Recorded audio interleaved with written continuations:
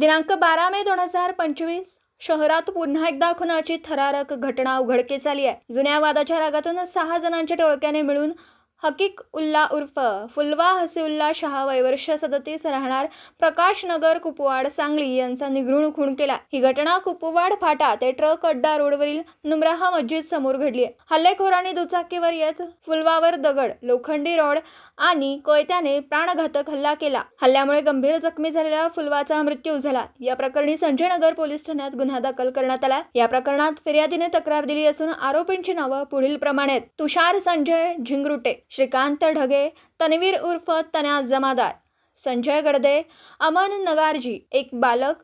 या आरोपींनी पूर्वी झालेल्या वादाचा राग मनात ठेवून खून केल्याचं पोलीस तपासात उघड झालंय। पोलीस अधीक्षक संदीप घुगे यांच्या मार्गदर्शनाखाली संजय नगर पोलीस ठाण्याचे सहाय्यक पोलीस निरीक्षक किरण स्वामी व गुन्हे प्रकटीकरण शाखेच्या पथकाने तपासाची चक्र फिरवली। गुप्त माहितीच्या आधारे पोलिसांनी आरोपी तुषार झिंगरुटे व श्रीकांत ढगे यांना मिरज रेल्वे स्थानकावरून ताब्यात घेतलं। तसेच आरोपी तन्वीर उर्फ तन्या जमादार याला कसबेडिग्रस्त स्मशानभूमीजवळून अटक करण्यात आली। आरोपींनी गुन्ह्याची कबुली दिली असून उर्वरित आरोपींचा शोध सुरू आहे। संपूर्ण प्रकरणाचा अधिक तपास सहाय्यक पोलीस निरीक्षक किरण स्वामी करीत आहेत।